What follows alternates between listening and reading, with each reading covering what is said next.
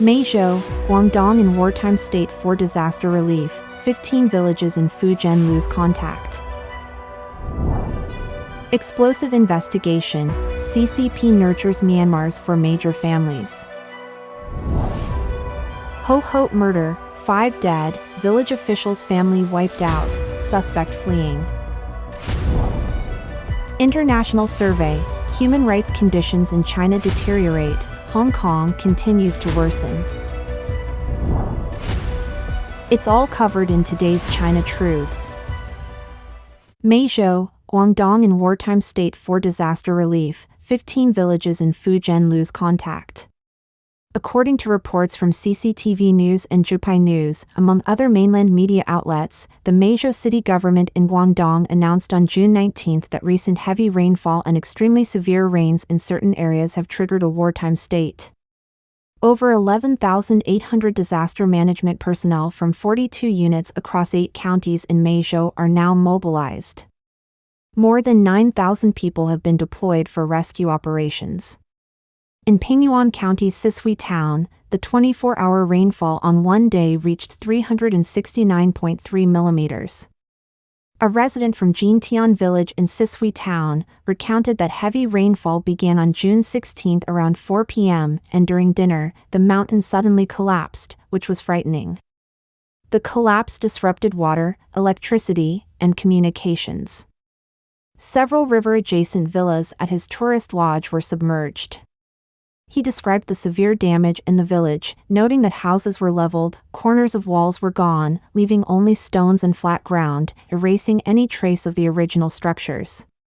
By 11 a.m. on June 18, 164,634 residents of Meizhou were affected by the disaster, prompting the relocation of 67,035 people.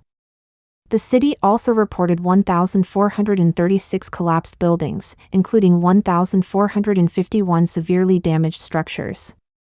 The disaster impacted 8,057 hectares of crops, 390 kilometers of roads, 55,000 meters of communication lines, 184,000 meters of electrical lines, and 15 industrial enterprises.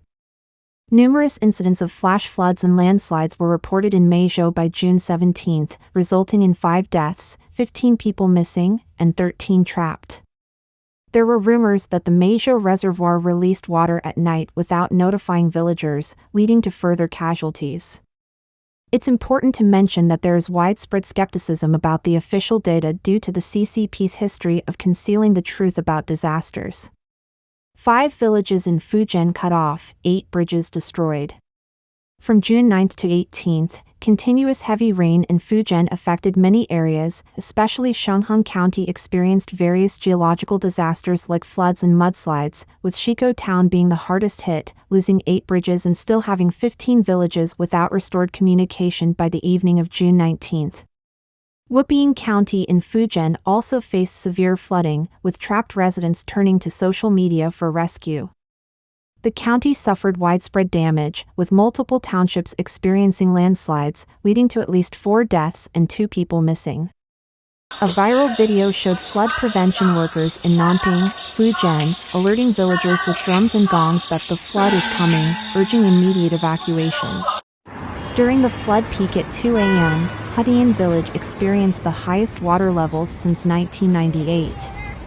4 teachers and a security guard from Yanqian Middle School in Wupian County had to climb a 3-meter-high wall and waited 7 hours to be rescued. Guilin experiences unprecedented floods, 1 death reported. On June 19, the water levels of the main rivers in Guilin, Guangxi Province, rose rapidly. Early in the morning, the city issued a red flood warning due to significant flooding and water backflow in urban areas.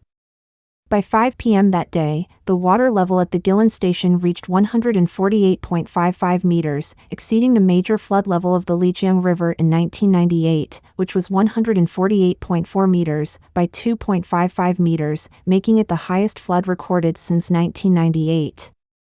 A viral video depicts the urban area of Guilin as completely submerged, with the entire city thoroughly soaked in water.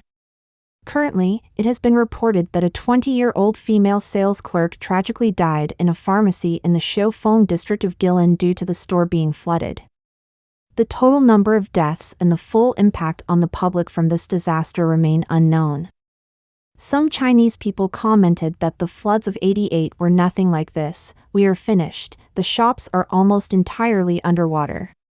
Online posts also reveal that right now, there's essentially a citywide power outage, with substations largely submerged. It's virtually impossible to access high-rise buildings, mobile payment systems are down, and you can't even make simple purchases like instant noodles at convenience stores.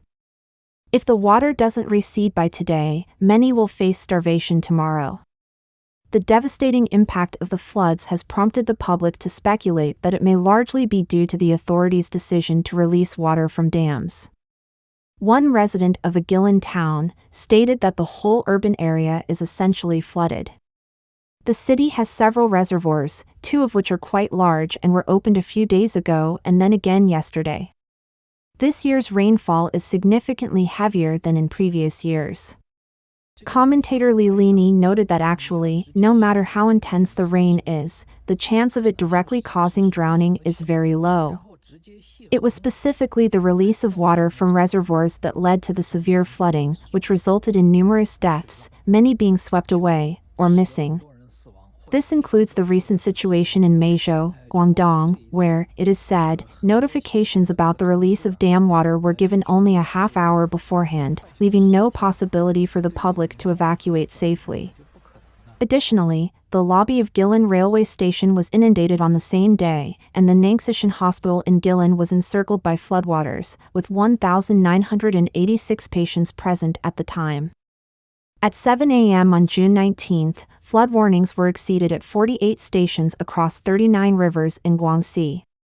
An online post, purportedly from a resident of Debuta village in Xing'an County, Guilin, lamented, "This is the worst flood I've ever seen. Every single house in the village is underwater, and the damage is extensive. Thankfully, no one has been hurt. The flood is relentless. Please stop releasing water from the reservoir. Have mercy on us ordinary people." Recently, extreme weather has also affected areas like Anhui and Guizhou.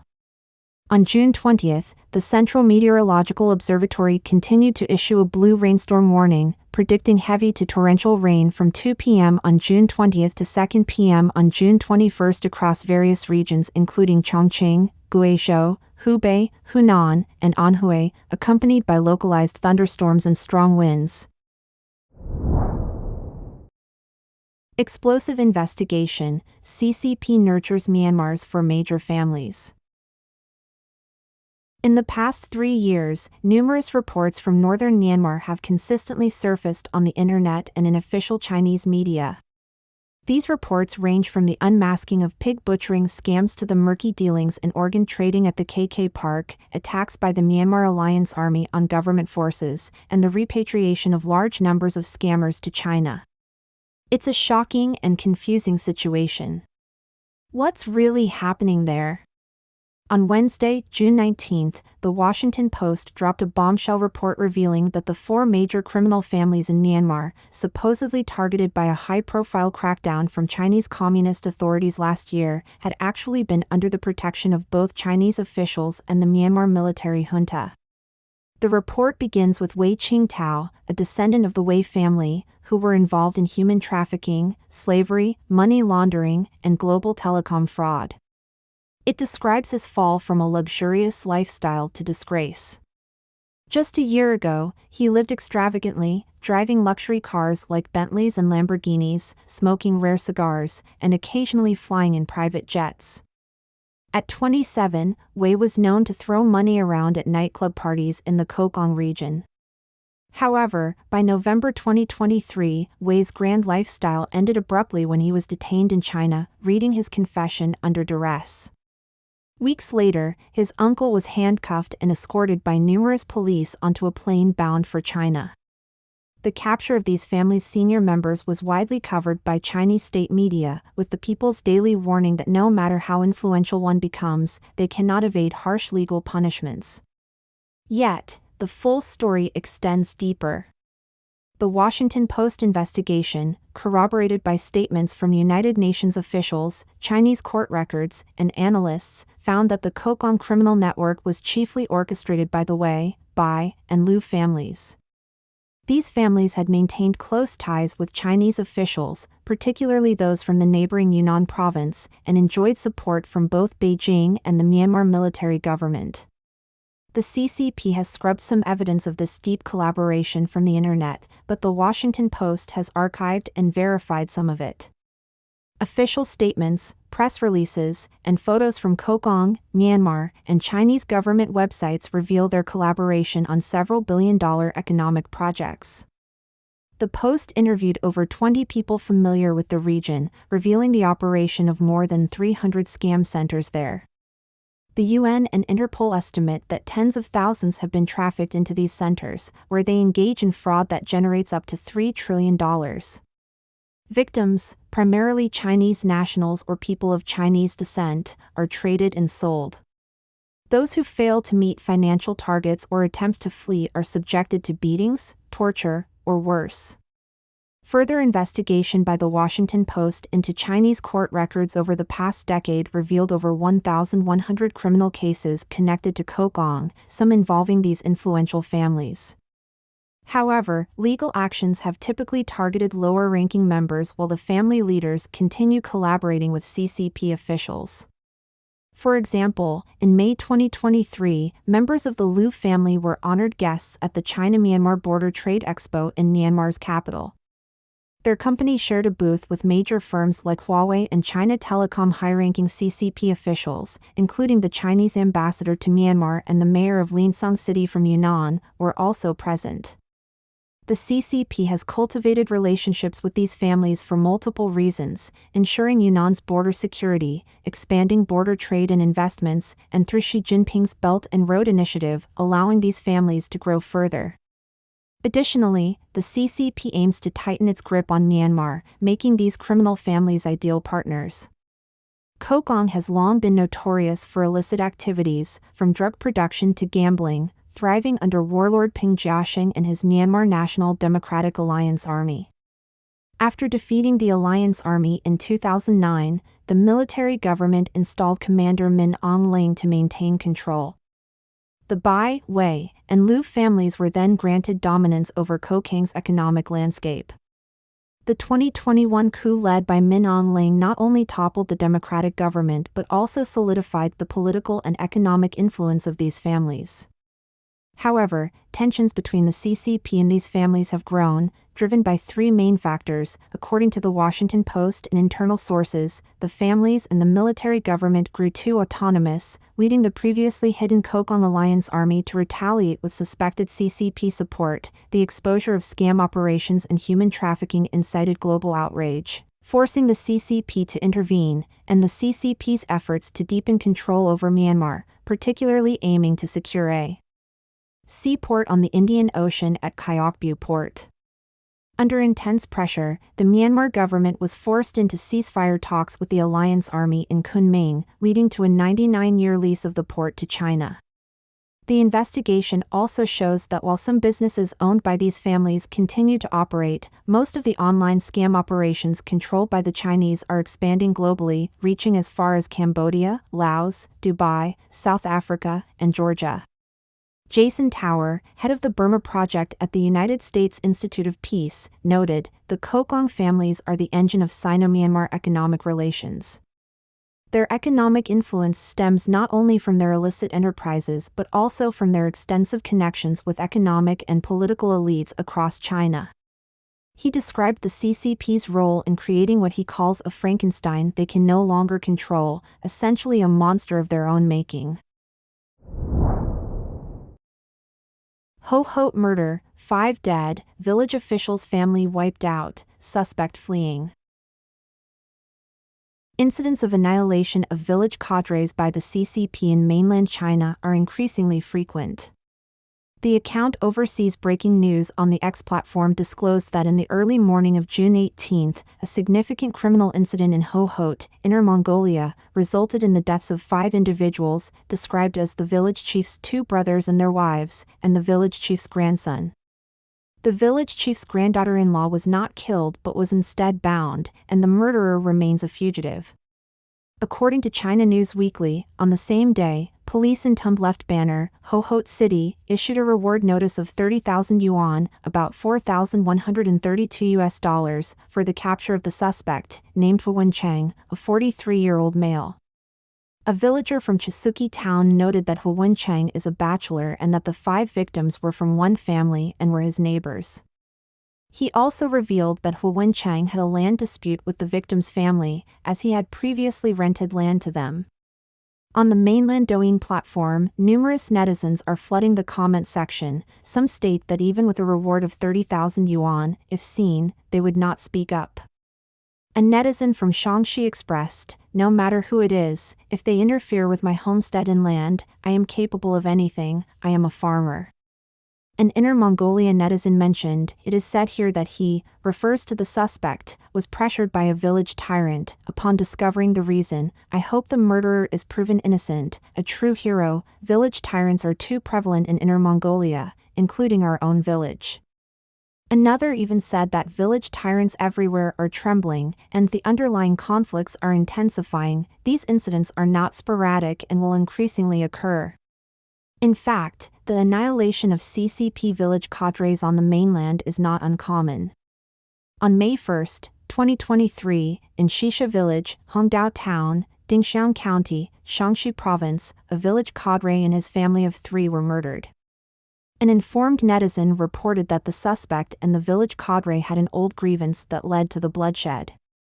On May 11, 2023, in Liaoning Province, a villager, angered by a land dispute and the village cadre's protection of his relatives, attacked more than a dozen people with a knife, resulting in 12 casualties, 7 of whom died on the spot. On the same day, May 11, 2023, a severe criminal case took place in a neighborhood in Shandong, resulting in 3 deaths. The deceased were identified as the village chief, his wife, and their son. The police reported that the 3 victims were found at home, and the suspect took his own life. Addressing the frequent killings of CCP village secretaries, Professor Yang Haiying, an anthropologist from Shizuoka University in Japan familiar with Chinese conditions, told Radio Free Asia that similar incidents are common in China, reflecting tense official-civilian relations. He explained that in the Chinese official-civilian relationship mechanism, there is no third party to mediate disputes or seek justice for the populace, leading to grievances often being unresolved and pushing people to extreme actions. Yang Haiying stated, "There is a premise here, that the party is always right. Even if the party errs, only the party can administer justice, and the populace does not have this right. If the people obtain justice, it is only with the party's permission." In essence, it is about officials forcing the populace into rebellion, leaving the people no choice but to revolt. International survey, Human rights conditions in China deteriorate, Hong Kong continues to worsen. The most recent survey from the New Zealand-based Human Rights Measurement Initiative reveals a severe human rights situation in China. For the past 2 years, China has been at the bottom in the overall category of freedom from state-level threats, with a score of only 2.6 out of 10. In this category, China also ranks lowest in the subcategories right to freedom from enforced disappearance and right to freedom from the death penalty. Regarding civil rights, China received an overall score of 1.9. Furthermore, the human rights situation in Hong Kong is worsening. The overall human rights score for Hong Kong has also declined compared to the previous year, with the score for freedom from state-level threats decreasing from 7.2 to 6.3. The overall score for civil rights dropped from 3.2 to 2.2, marginally higher than that of mainland China. Both mainland China and Hong Kong scored 2.2 in the civil rights category for freedom of assembly and association. Talia Kehoe Roden, a spokesperson for the Human Rights Measurement Initiative, spoke to Voice of America, stating that the survey has been conducted in China for 4 years and that China is frequently among the lowest-ranked regions.